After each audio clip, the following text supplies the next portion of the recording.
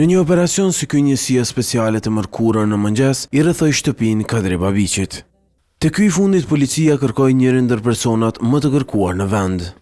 Këto në rrugën Xhavit Ahmeti në Prishtinë, u synua të kapet Naser Makolli, që dyshohet se 5 ditë më parë vrau të riun e Gzon Mazreku dhe plagosi babain e tij. Nuk e dia i kanë rënë me shkelma, ama atë hekrin. Se kur e thym derën nuk e shnal. Ata veçinia që po kërse dera. Pa ta slejshin me këshyr kur ka, as me livrit kërkon.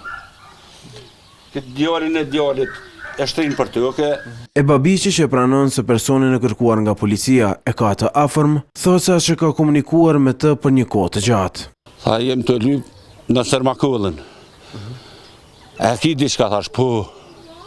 E kam pas gjallë daje se kam pas. Po në Sermakulli, thash, ka 30 vjetë të derën teme se ka shkel. Sa dikon fush Kosovës, tash mos po shka kërkush me kërkan.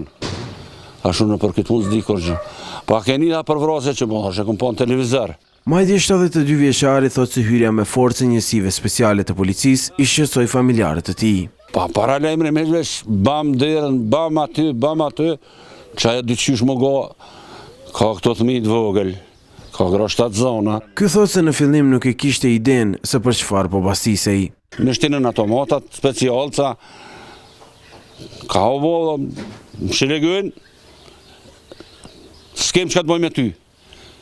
Ash po ty, pës po di kur gjonë, ash diçka po dëni. Hinë mrena.